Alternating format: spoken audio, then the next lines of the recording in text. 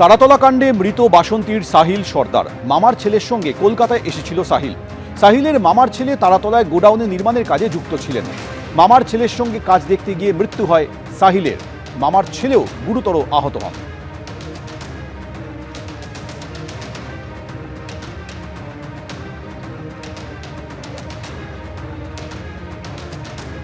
ছেলে মাথা নাড়া দিয়েছে, কথা বলেছে ওদের সাথে।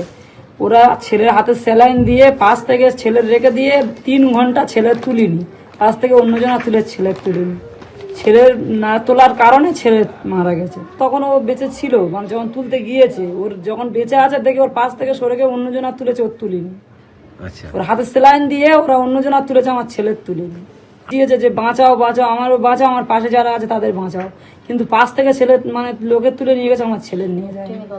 আচ্ছা, মানে তখন বেঁচে ছিল, এটা হ্যাঁ, এটা আপনারা বেঁচে ছিল। জানলেন? ছেলে তখন হচ্ছে কি ওই যখন ভেঙে পড়ে তখন ওই বিল্ডিং এর ভিতরে ছিল। আচ্ছা, মানে ওখানে কি কাজ করতে গেছিল?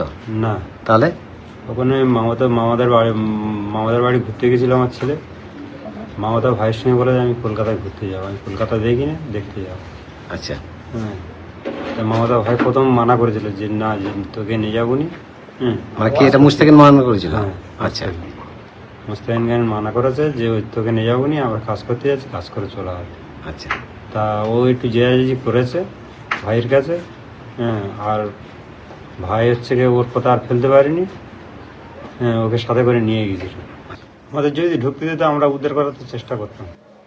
দুর্ঘটনায় প্রায় 2 বছর কোমায় তার বড় ছেলে, আর তারাতলার এই ভয়াবহ বিপর্যয়ের পর আরও এক ছেলে গুরুতর আহত।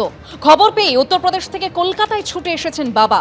বড় ছেলের চিকিৎসার খরচ জোগাতেই কার্যত প্রায় সব শেষ। ছোট ছেলের দুর্ঘটনায় দিশেহারা বাবা।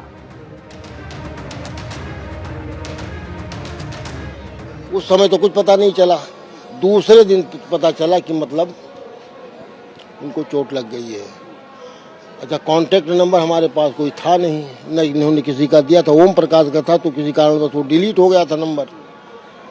तो हमने कहा कि अब हम क्या करें, रात भर बैठे रह गए। 24 तारीख को 4 बज के कुछ मिनट पर 10 मिनट के लगभग ओम प्रकाश ने फ़ोन किया कि चाचा ऐसी बात है। तो हम कहा तो हम क्या करें, आप लोग तो है ही हो भाई, मैं इतनी दूर 1400-1500 किलोमीटर की दूरी बैठा हूँ, तो मैं क्या कर सकता हूँ। और तो नहीं चाचा, आपको आना पड़ेगा।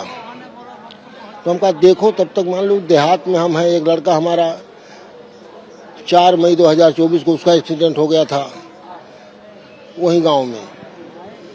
तो हाँ, बड़ा लड़का है, उसका हो गया था, जबकि हमने ब्रेन की 2 बार सर्जरी ब्रेन की हो चुकी है। लेकिन अभी कुछ समझ में बात नहीं आ रही है, तब तक ये हो गया। तो हम क्या करें, हम तो वैसे डिस्टर्ब हैं। वो बाइक से था, ट्रक वाले ने साइड मार दिया था, और रात में हुआ था, तो कुछ समझ में नहीं आया कि अज्ञात वाहन का रिपोर्ट लिखा दिया गया। तब तक कुछ नहीं हुआ, क्या नहीं हुआ। और जो कमाया था हमने भैया, जो कुछ था बेच बाच के उस लड़के में लगा दिया। करीब बड़े बेटे में कम से कम 30 लाख से 30 लाख प्लस में जा रहे हैं। नहीं, घर ले आए हैं, कोमा से बाहर है थोड़ा सा, मतलब कभी कभी बोल ले रहा है, लेकिन रिवर्स नहीं कर पा रहा कि हमने क्या कहा है। एबीपी आनंद एगिए थाके एगिए राखे।